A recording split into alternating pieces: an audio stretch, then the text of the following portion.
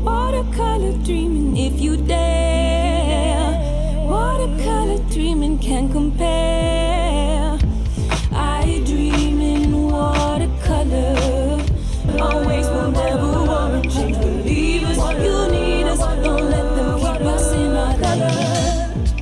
Cosmic energy you can't contain.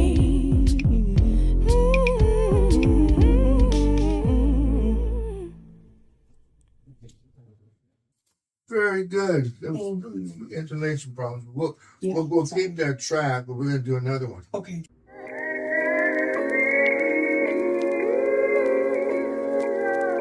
Blue today, blue as any holiday. What would Billy have to say? Gardiner hides the smell of pain and gin. Dreams deferred, unfinished. Can I get a prayer in here? Brothers and sisters today.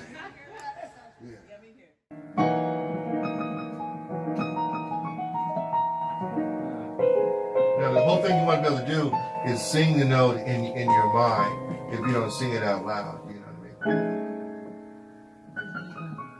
Wow, look Freaking at that. amazing. 31st Annual Folsom Jazz Festival. Jazz Combos B, first place. Yeah. Dude, you got first place, James. The monsters. You got him to first Yeah, place. the monsters have arrived. The monsters. Look at this. This is just 2020. awesome. Oh, 2020.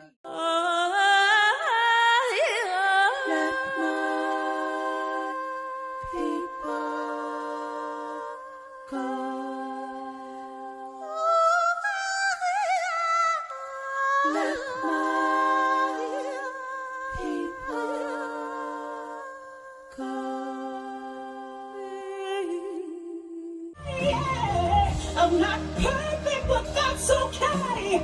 I may get lost, but I'll find my way. I make mistakes, and I'm not afraid. She was not too much any different than Vogue girls. And the mom would come and just sit there, you know, and she had that Kenny G smile and just did it. And said, yeah, is there anything more? That's what you need. She never used the word I can't. She was 14, I think, going on 15. And when she came here, she was alone. She was the singer. The whole vision that her parents had was always about Beyonce. So they had the other girls around her, but we only saw the main girl, and that was Beyonce. And she was very quiet, very shy, but when she stood on that mic, she commanded respect. She just sang from her heart. Kenny takes you on his journey with him. And he'll start off with something as a melody that's basic, beautiful, very pretty. And you go like, wow, it's like the snake charmer. He just got you wrapped up. And all of a sudden, he's going to put his coils around you. And you're going to go out and buy more of his records. It's something like that. And you can watch him because he still gets locked into that. He'll get locked into the audience where you never know when he's going to be Bruce Lee on you. Quite literally. He digs it. He loves that jousting. He's waiting for that person that turns the head away. That's going to make him go like, well, wait a minute. I'm going to get you to listen to what I'm doing and have a smile and never be negative about it. You know, that's the whole gig. And never give up either. You know. Today, our news team is on location in Oakland, California with multi-talented, award-winning composer, arranger, producer, and engineer James Gardiner and his business partner, producer-director Paula Telander. He's a two-time Grammy-nominated recording engineer with 42 gold and platinum awards to his credit. He has spent much of his time discovering and mentoring talent such as recording artists Kenny G, Beyonce, Tupac Shakur, Nikita Germain, Rosie Gaines, and Philip Wu. He offers a rare combination of talent in composition and orchestration, along with excellence in technical areas of music production, engineering, and mastering. He co-founded a prominent recording studio, Pajama Studios, which he built with his business partner in Jack London Square in Oakland, California. Since 1993, Pajama has been recognized as Oakland's first world-class commercial recording facility and has been featured on the cover of Mix magazine, Mix's 12 Great Studios of the World Calendar, and the Great Studios of the Western U.S. Calendar for 2 consecutive years. James also founded in 2006 Gardiner Music Mentoring, providing personalized mentorship, hands-on curriculum with world-class special mentors, a place where students can learn, create, and fulfill possibilities in the real world of music production, engineering, composition, and performance. This is the Insider Exclusive, live from Oakland, California.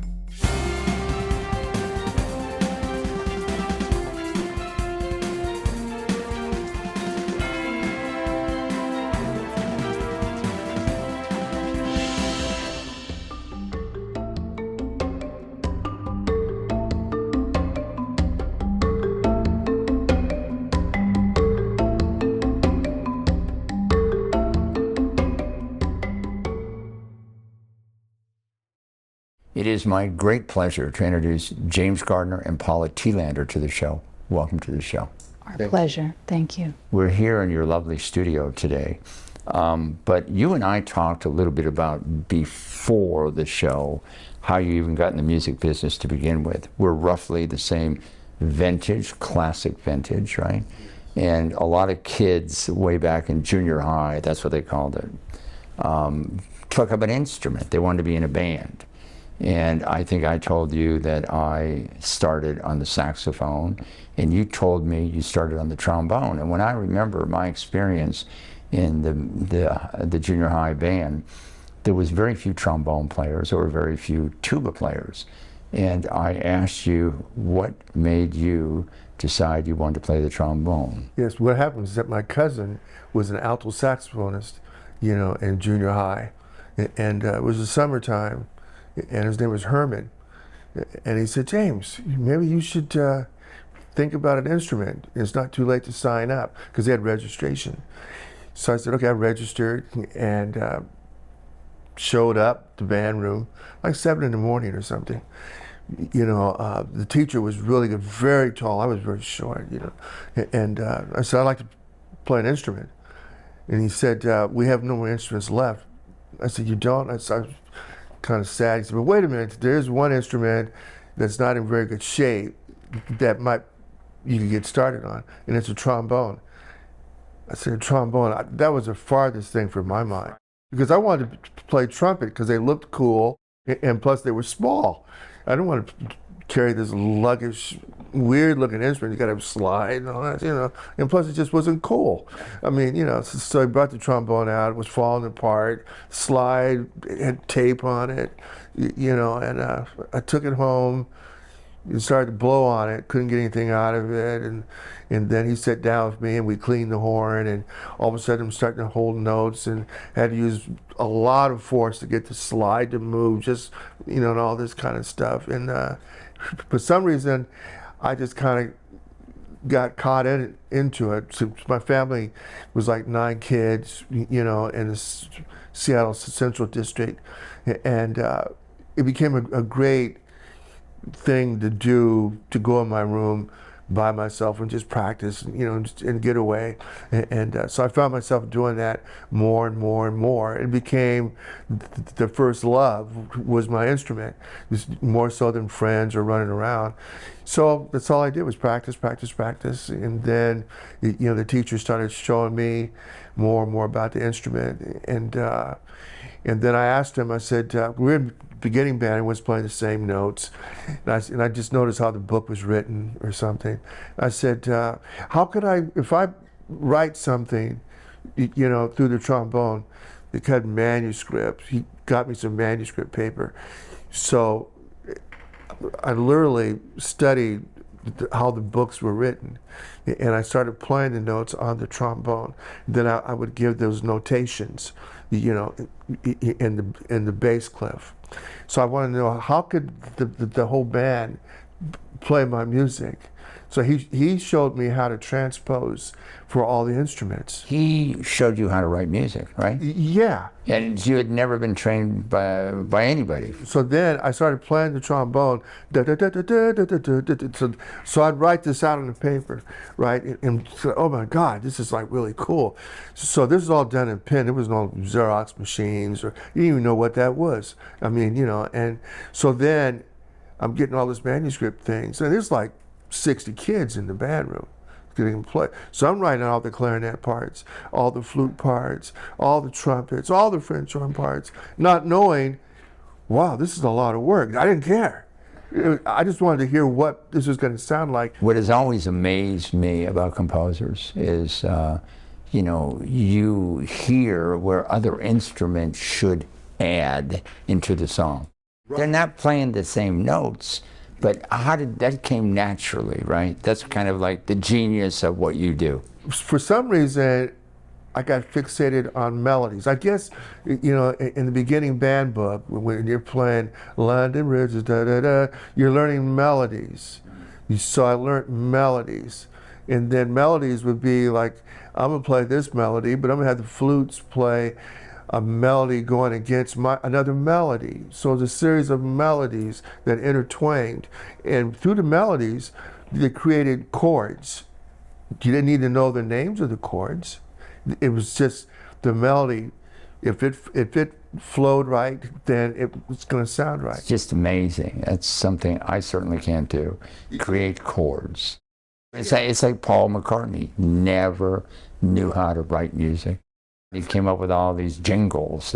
So imagine it. I never touched the piano. Yeah. So we had a piano, but I never touched. So all the melodies and harmonies were done on the trombone. I'd play, and then I'd go, oh, this trumpet player needs to go, I'm gonna play this. So I just had a natural ear, that this is the note melody that's going to go against my notes. So when they start playing, they're playing harmonies and chords, but I never was taught about, well, this is a C7. It wasn't about chords or something like that. Even to this day, most of the classical books don't tell you what Stravinsky's chords are.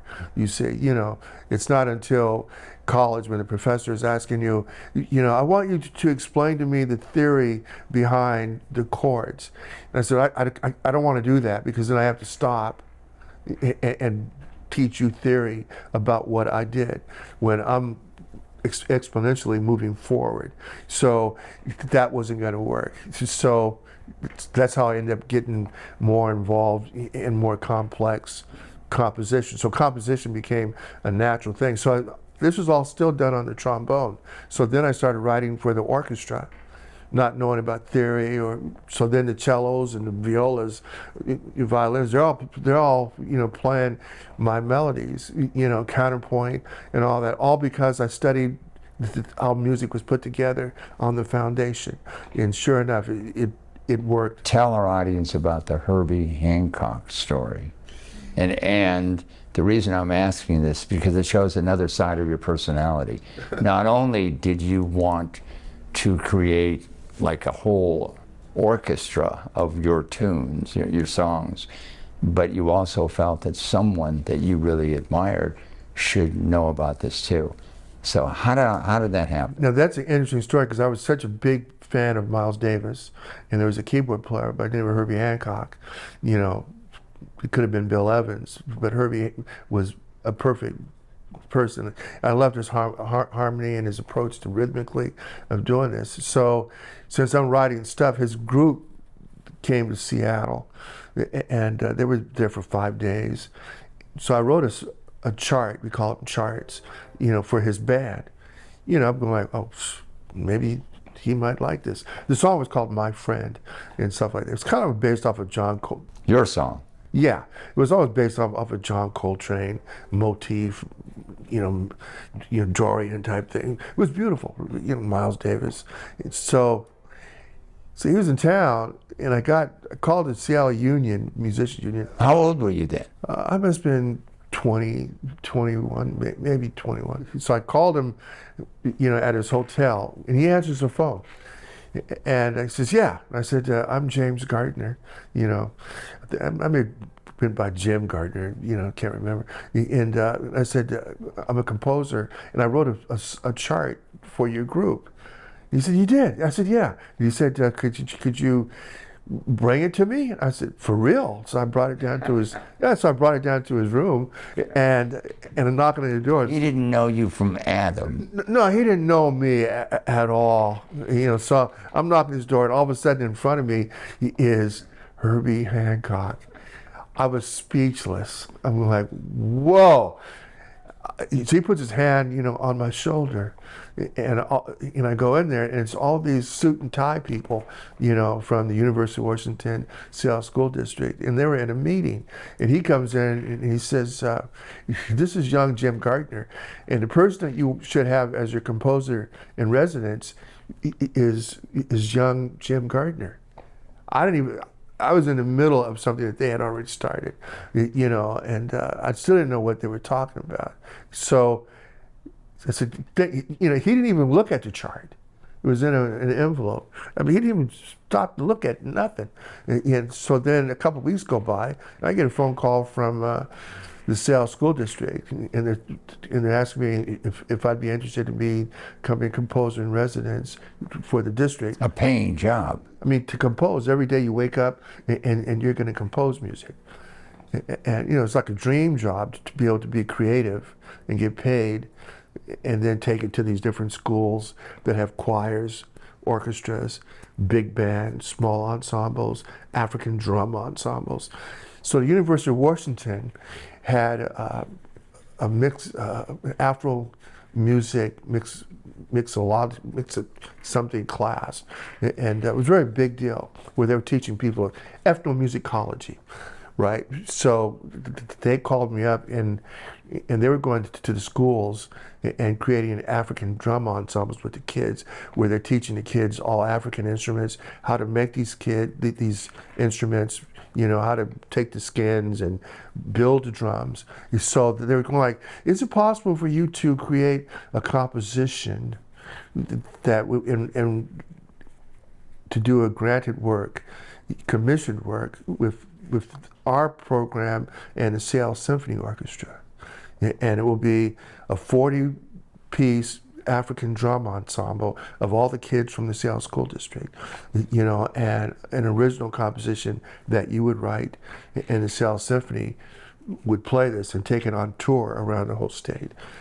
So I said, yeah, sure. So I created my first commissioned work with the Seattle Symphony Orchestra with a 40-piece African drum ensemble in a tour, and that brochure had my name on it, Stravinsky, Bob, Beethoven, all of a sudden my name, and people were going like, your name is in the brochure with all these other great composers.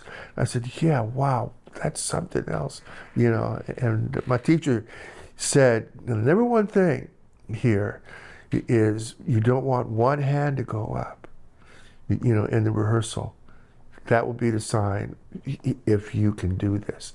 So I'm in the rehearsal, and Joseph Levine was the conductor, and no hands went up.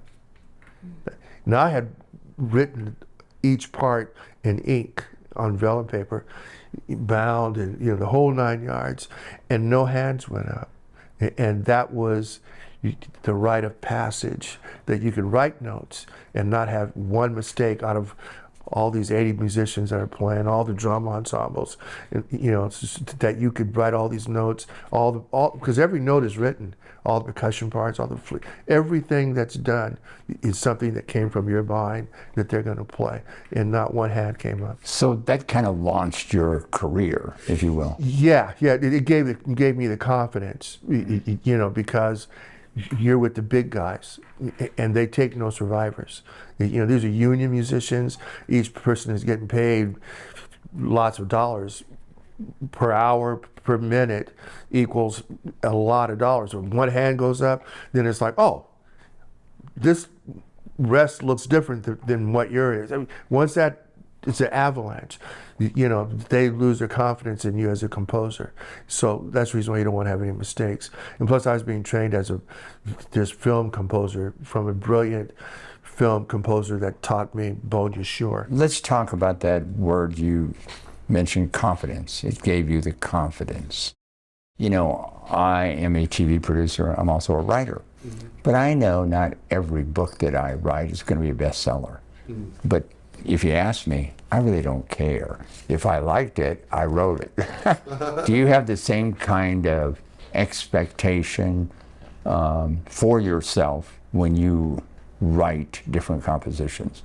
Does everything have to be a big hit? No, never no big hits. Just great melodies, and that you could successfully hear something in your head and transcribe it from your brain onto a sheet of paper to the piano, or not the piano, and hear it played back exactly how you had heard the radio. So I have a radio in my head, so I hear the music. It could be whatever composition. I hear the whole thing in my head. So I'm taking a dictation of my thoughts. So I could leave the planet and not talk to anyone for weeks because the radio is playing, and I could just write all these notes. It could be as complicated as whatever. So the environment and the things that I feel and see will dictate how the composition and the counterpoints all go together. It's be like being in a restaurant, you hear this person talking, that person. These are all different instruments playing. So I'm able to put that into notation. And same thing with colors and art and stuff like that. So if a bird goes by, then another type of bird, or a cat goes to chase the bird. Right. That's composition. That's your creative process. All the time. All the time. What inspires your songwriting? And when you answer that question, when you were 20 years old, you were writing different kind of music. Here you are a few years later, and your music has evolved. Why and how, and has it evolved, and what direction is it headed now? It's going more and more into classical type music, and my expectation was, and still is that you learn to play an instrument, you become very proficient at what you do. You're level, meaning that the players, whatever notes I write, they should be able to play, as long as I know the fundamentals in the art of composition in itself. It could be as abstract, or colors or clusters, how things dissolve, and but that's the art of really being an architect of how to properly write notes. So all the foundations of how to properly play your instrument, so all the people that I studied, I took private clarinet lessons, private flute lessons, from concert masters, from the symphony usually. Trombone player was a principal trombone player, and nobody took survivors. Everything had to be a skill level, a real high skill level in terms of proficiency. So when I stopped playing the trombone, it was because now all the instruments were the instruments that I'm playing, but I'm playing it through composition. So in order to play right for the flute, I had to study the flute. In order to do the saxophone, I had to study the saxophone. Trumpet, flugelhorn. I wanted to know what they really felt like. I wanted to know what the harmonic structures of the instrument. So when I go and play a note on the piano, it's not telling me what the tone of that instrument is, which changes the whole harmonics of what you're really going to write. So the piano can fool you. So people get, pianists are great composers, but in a lot of ways they're not, because they're doing piano. The instruments don't. A flute is not a piano. What their facility is to go over the notes and go in and out of different types of scales or whatever, completely different than the piano. And you know the characters so well. You know how they mix together. And then skill level becomes endless. So to answer your question, it became classical because the players could play all of that. Where I was doing a lot of jazz, I'm running into a wall because I'm writing for union type musicians. When I pass the music out, I expect you to be able to play it sight unread right now. I don't want to have you take 4 weeks to learn to play your part. Not to say that jazz players are like that. A lot of jazz players do play a lot of stuff, but a lot of them don't. They play by ear and stuff like that. So that isn't a bad thing, but I have to take that in consideration in terms of types of notes that I'm going to do. But when you're writing at a higher level, your expectation of the landscapes of what you're going to do become very fluent and very flowing. It becomes like water. You know how it moves and all that. You know, and all this, right? You can't be stopping and going like, is it going to be da, da, da, da? Because this is what your player can play. When those lines have to be flowed, and then the other lines go in between you, and it's architecture. It's like building a building. All the things that you don't see are the things that support that foundation that you are holding up, that holds you up, that holds life up. Right. Now, Paula, when and where did you meet James? And how have you guys worked together and your influences on each other? I got a gig doing sound for a jazz camp. It was in '91, and my job was to provide sound to the stage, instrumentation, and the exchange of working in this jazz camp was also that I got to participate in the educational realm of it. So I was taking some vocal lessons and dance because I came from a ballet background and music. And it was a concert at the end of this 1 week. I was performing, doing the roadie, take off your gloves, and then get on stage and sing. At that time, James was present up in the amphitheater underneath the mixing council. It's the sweet spot of the space. And he heard me sing. And at that time, he was looking for people to work with. And I was inspiring, coming from in front of the camera as a recording artist, as a dancer. And so I thought, wow, when I got a phone call that James Gardiner was holding auditions. And you knew who he was? I knew who he was. He was a prolific composer, producer. At the time, he owned and operated Live Oak Studios up in the Berkeley Hills. And I got an opportunity to meet him. And I was much younger and very nervous because I felt I wasn't ready quite yet in my mind of meeting someone of his caliber. But we started talking, started working, and the vision, I said, you know, we kind of at the same time, I said, well, if you had another space to create in, what would you call it?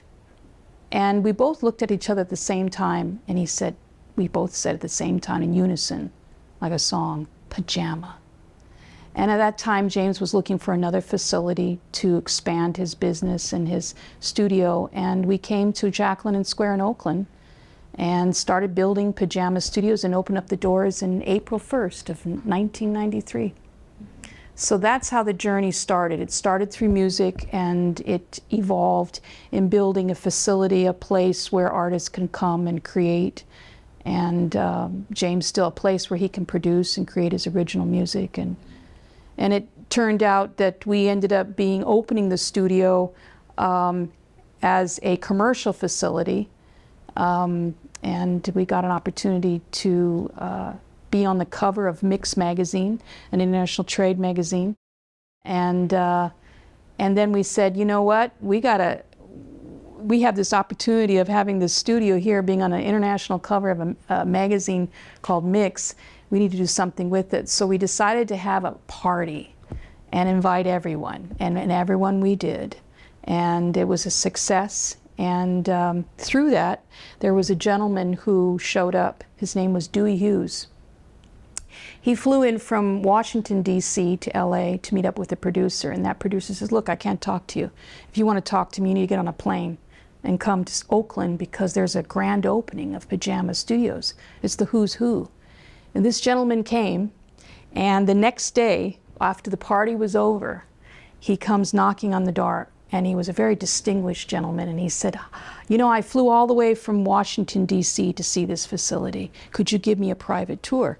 So we gave him a private tour. Within 48 hours of us meeting him, a sizable cashier's check came.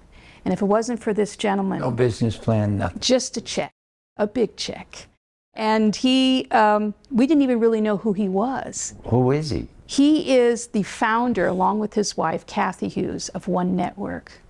He him and his son wrote his memoirs, and he wrote a movie. While he was here in his tenure, he was producing young artists, and we recorded and mixed and mastered the artists. And he was living in Southern California. And we found out after the fact, he says, look, I want to invite you to a opening night. Where? In Jacqueline Square, a screening of a film, Memoirs of My Life. I said, oh, really? And we went to this movie, and it was standing room only. And here on the big screen, we get to know who Dewey Hughes is, and his story, and his background.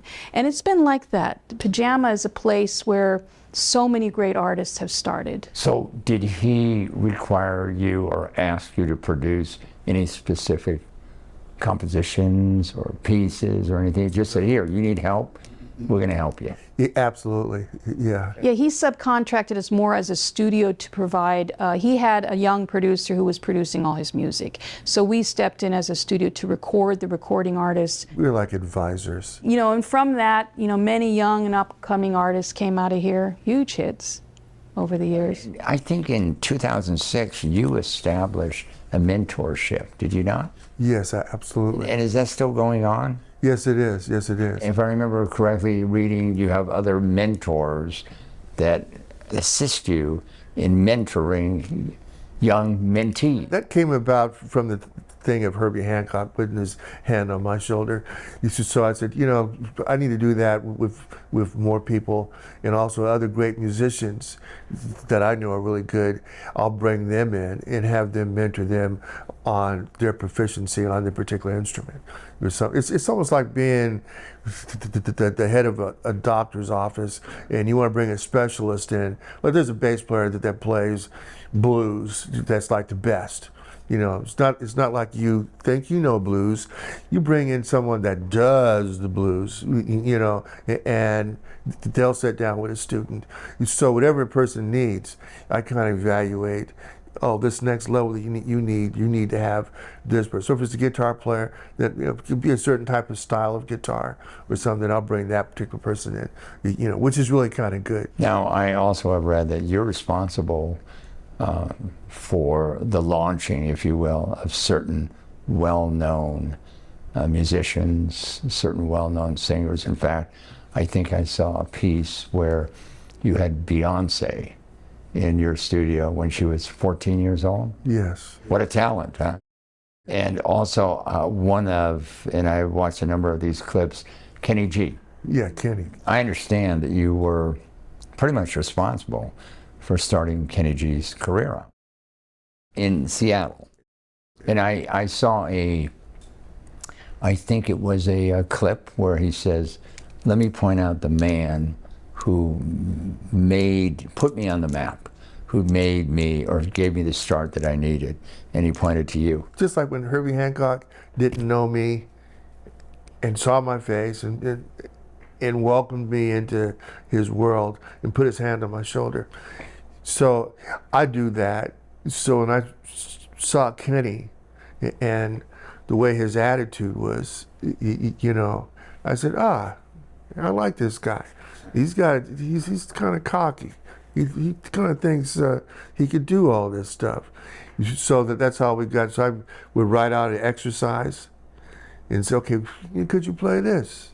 So he'd sit down and, you know, have a little smirky grin and sight read it. Okay, I said, okay, you think you got that? Okay, let me put you up to another level. So I'd write some stuff out, and he'd go, oh no. So we'd get this jousting thing. So then at lunchtime, I'd bring in 3 more other woodwind players, and we have like a woodwind quartet thing. And I would sit down without the piano and orchestrate all their parts, basically on their personalities, really. If you think you're all that, okay, I have something for you. So I'd write that stuff.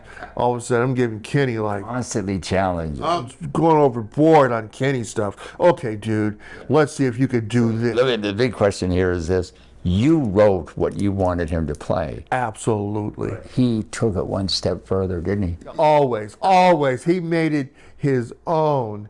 And but the bottom line is that he got so good and proficient. He was a classical clarinet player.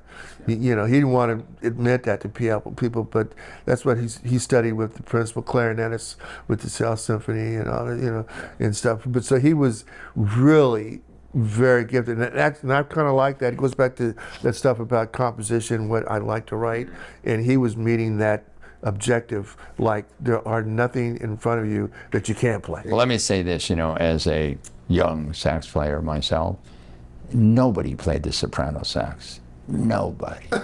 In fact, I'll tell you, I bought, and you might know this type of sax, a C melody sax. Do you know what that is? I had one. Nobody ever heard of that either. Yeah. I don't even know when the hell I played it, maybe in an orchestra or something like that. But he took the soprano sax, and one other guy, George Howard. Yeah, George Howard. Snake charmers. That's what I can consider them to be, snake charmers, Yeah. and they kind of approached it like that. Yeah. And they're dancing in the street, as snake charmers, playing their melody, and everyone's dancing and following them. Absolutely, that's true.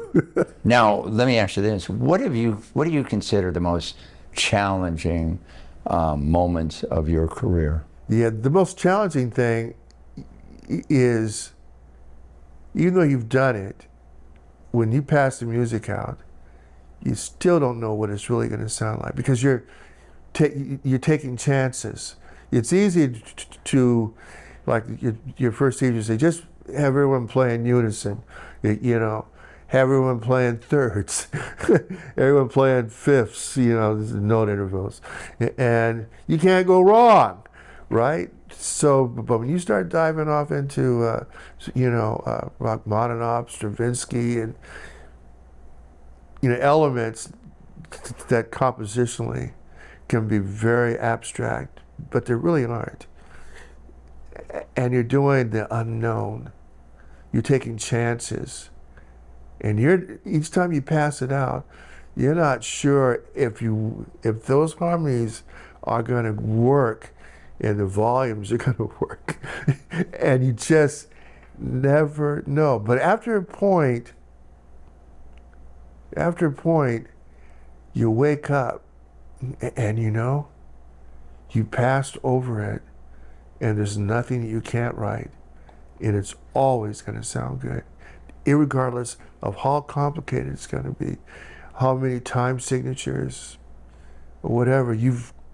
You've achieved this other level, and that's what you always want to try to get to. And even volumes, or the amount of musicians that should be playing certain notes within a harmonic structure, gets me real sensitive. And what instruments are going to play those. So then it gets beyond just a melody or something. It becomes another harmonic thing, another universal thing. So it's like looking at the stars up there in heaven and knowing, oh, that's an A, that's a G, and you can't, there's so many miles away, but you know what the scale the stars are playing, or something like that. So you become very close with God, the nature that you were given this talent by another power, the power to create things that don't exist. And that's the reason why you can be kind of like, wow, I hope this works. Even though you do know it works, it's just that I'm gonna make you a meal, but I didn't try this ingredient, but you studied it, and you know that it's gonna be the best thing you ever had. But how long you cook it, for some reason you just know, but if it goes over 5 minutes longer, it's gonna destroy it. Yeah, being on the edge is what makes it exciting. So when you mention Kenny, he's always on the edge. Always, and he has this smile of confidence because he went over the edge and he knows what he's going to do is going to work. So when he's out there in the audience playing, he's watching you because he's jousting with you. So if he sees you doing something with your eyes or your hand, he's going to come and start playing to get you involved with him. He wants your attention. Yeah, he's going to get you involved. You are not leaving this place. And no matter how many, and he doesn't even know where some of those notes are going to come from. Does he ever say that to you? Did he ever say that to you? Yeah. I told him, you need to come back to me, so I need to give you the next download because you just ran out of the notes that God gave you so far. But there's now another stash that's coming, so you need a new update on the chip that I put in you. This is to both of you, okay? Over your career, Pajama Studios, tell us some of the biggest highlights and experiences working with major stars. I remember the day that Beyonce came here, and it was through Dwayne Wiggins, who was the producer at the time. And Beyonce was between 14 and 15, very shy, very beautiful girl. Her mother had a lot of influence in her because she was a stylist working in the industry. So she really knew how to put this young lady together. I mean, she had just the right little clips. I mean, she looked like a young, beautiful, living Barbie doll, very sweet, very kind. But when you put her on that mic, it was like everything just went away and she sang from her heart. And it was really always about Beyonce, though business-wise, they put her around a group called Destiny's Child. And it's like Diana Ross was around the group Supremes, or like In Vogue, which James was the one who started that group. It was always a group of girls. So it's not by chance that Beyonce now is such a household name as a solo act. But it was really wonderful to see her in her beginning time, and her humility, and her the gift that God gave her to sing. Yeah. Same question to you, James. The thing that comes to attention is the word charismatic, the personalities. All of these artists have and still do have a charismatic personality that draws other people into them, like they're a magnet or something. And they have that, because they don't know what the next note's going to be either. But they have that one thread of confidence, and it makes you feel confident to want to hear what the next notes they're going to sing.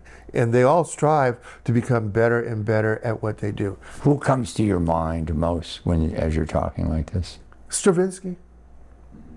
I mean, taking chances, being neglected, not appreciated, and on the edge of the impossible.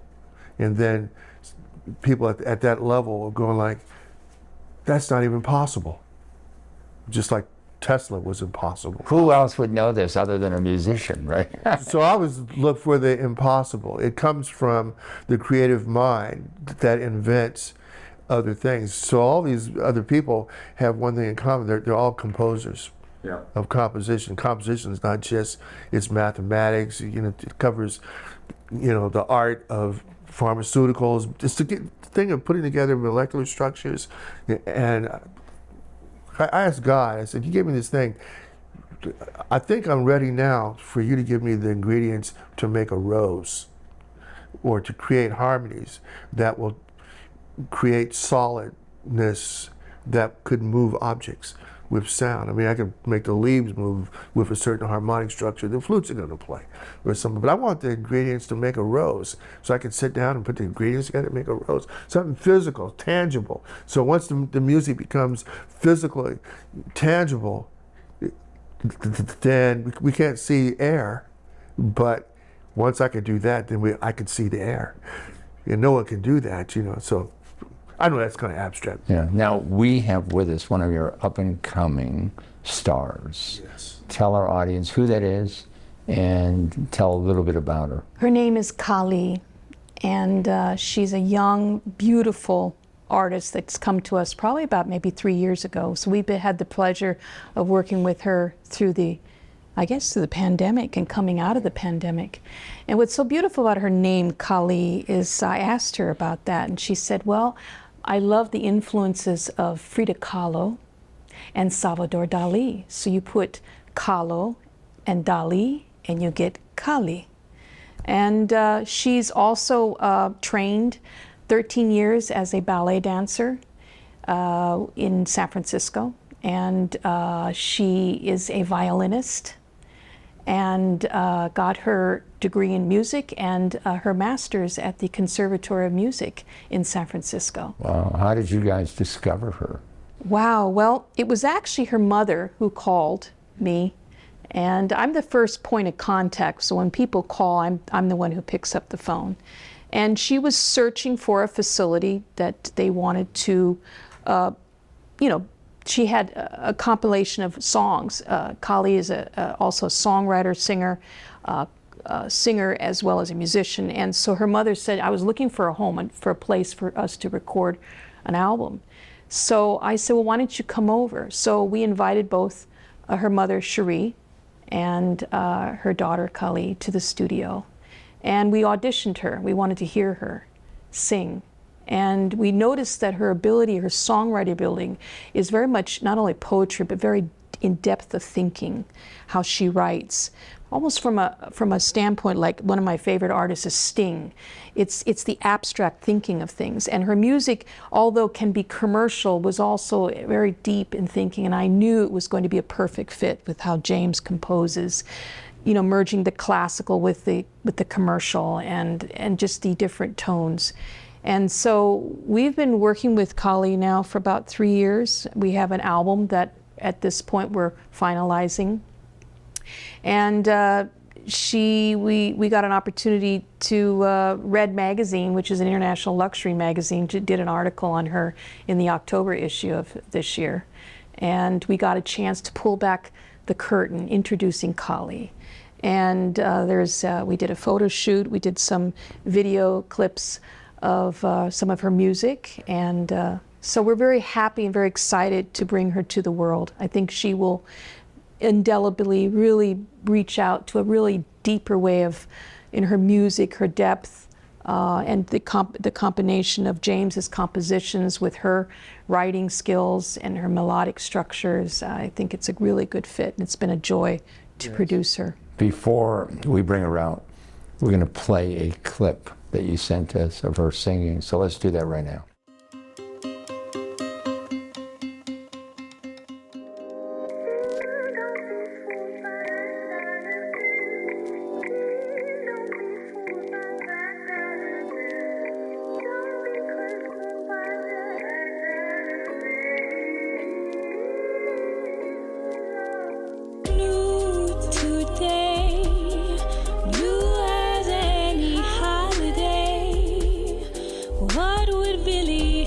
To say, Gardiner hides the smell of pain and gin. Dreams deferred, unfinished lives, unspoken words, Langston's poems and songs unheard, festering the sweet right from within. Black dollar bills, they call us them 'cause they don't understand the pain we're in. Conundrum created by greed and false idols. Black window sills, dreams deferred too sweet for keeping, float away on western winds. Dried up, they fester like we have dreamed. It is my great pleasure to introduce Kali to the show. Welcome to the show. Thank you so much. Privileged to meet you. I watch, and we all watch, that piece that you did. You've got quite a talent. In fact, you're classically trained, right? Yes. You play the violin. Yes. Who are some of your mentor, your heroes in the singing field? Opera singers, yes. Audra McDonald, Jesse Norman, I love Kathleen Battle. I love Renee Fleming. And then for the male kind of singers, I also really enjoy Dietrich Fischer-Dieskau, who's a German tenor. He's long passed away, but I listen to his recordings all the time. Best resonance, best just, I don't know. He just has something about him. Yeah. What would you classify your type of music that you sing right now as? What genre? You know what? I feel like it's pretty genreless, to be honest, because it incorporates so many classical elements. It incorporates jazz. It incorporates kind of a contemporary, eclectic kind of sound as well. So I feel like it doesn't fall directly in any genre right now, possibly. Right. We heard from Paula how you came to this studio. I think your mother was the scout. That's, yeah. Yeah, she was figuring out where to go and this sort of thing. And you have been under their mentorship for what, about 3 years? Yeah, it's going on 3 years now. I cannot believe it. Yeah. So what are your goals, you know? And when I asked this question before the show, I mentioned a little bit about there's a lot of people who want to be singers, and they go on The Voice, or they go on America's Idol, and some of them make it, and a lot of them don't. What inspires you to want to be a well-known singer? I think what inspires me the most is the fact that singers have so much influence. You know, throughout the world, I feel like music is this universal language that people resonate with, they connect with. Some people even feel like their lives have been saved by some of the songs that they hear. And if I can have any impact in the world like Nina Simone did, or Marvin Gaye, or Stephen Sondheim, people like that who have this indelible imprint that they've made on the world for the better, that's definitely a huge inspiration for me. So lyrics are important to you. Very, very. And some of the songs that you sing and brought here are songs that you wrote yourself. Yes, absolutely. How does this studio here help you out in terms of making the song better? Well, one of the things I remember in some of our first sessions together, you know, being kind of a new songwriter, I'm used to singing music that's been written 500 years ago. So when I came and, you know, my mom was lucky enough to find you guys and just was enthralled that we have this resource and you guys are so talented here. And she just was like, you know what? I think you should present your music to them. And I was a novice songwriter, so I had a little tweaking here to do there. And Miss Paula and Mr. James always would just be like, you know what? Maybe let's say this word here or add this ad lib here, because it was something I wasn't accustomed to. Right? I'm not used to ad-libbing or adding a vocal in the background. You know, you sing opera, you sing it live, and it's on the paper. You do it as it is. So that's helped me immensely creatively, helped me to let go of self-judgment and sing and write things in a more conducive way to the creativity that I want to produce. Yeah, I'm going to give you something that I've learned in my own career in releasing myself from self-judgment. I do what I do because I love doing it. And as long as you keep that in your mind, that's all that counts. Now, Paula, you're about ready to release an album. Is that right? Now, in this day and age, are there such things as album releases anymore? Or is it CD releases or single songs or what? Well, in this day and age, we actually have the latitude to approach it from all angles. So sometimes they'll say an EP, which could be 6 songs, extended play, which comes from the old days of vinyl, right? But since we are now internet-based and everything is either streamed, we can have single releases where you can take one song in a traditional way that music has always been done, where you have a single that promotes the album. This will be true even for the fact of Kali, is that we have several different single that we have in mind to release first, but we will have a compilation of work that we will want to release, which will be called an album. This opportunity with Kali, she's going to be the first artist on our record label called Pajama Music Group, which is birthed from Pajama Studios. We have our production company, Touchtone Productions, and then we have Gardiner Music Mentoring, which is where she's been mentored and developed. And now she's at the point, she's ready, and we are all ready, and the timing is right. That our plan is to do a release in the spring of 2025.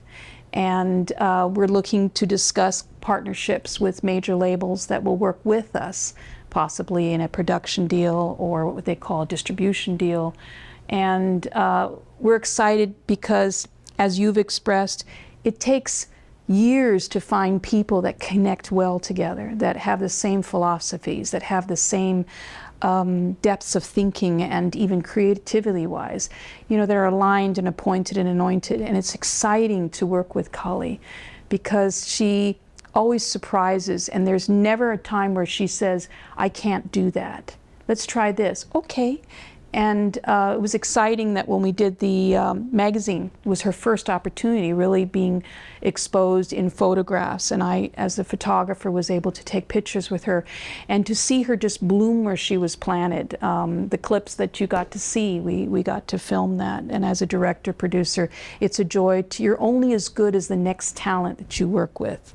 And that is, it's exciting for James and I as producers to work with someone who has the talent, but also has the humility and has the depth of thinking and is ready, is trained, and also can leave enough space for God to walk in the room and stay. And that is not easy to find. In this day and age, do you have to make exclusive deals with different streaming platforms?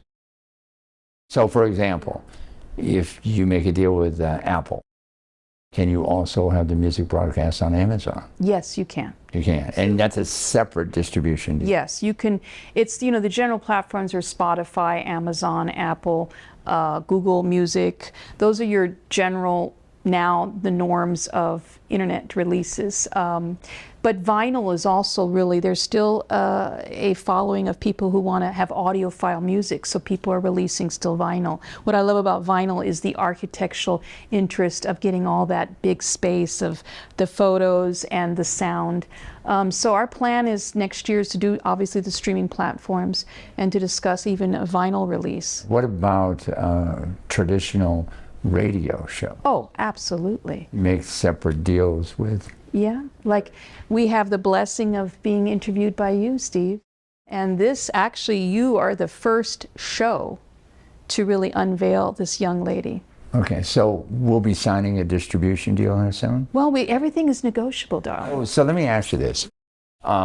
Traditionally, a lot of artists are paid maybe up front, and they collect residuals, let's say. And there is, I don't know the name of the monitoring outfit that is very good at monitoring when songs are heard and should you get paid on this.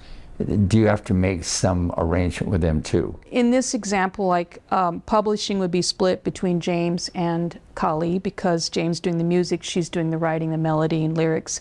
So publishing is what we call, and that is where a lot of your royalties are coming from. So an artist would traditionally either sign up with ASCAP or BMI, and those are the houses that manage or oversee cataloging your content.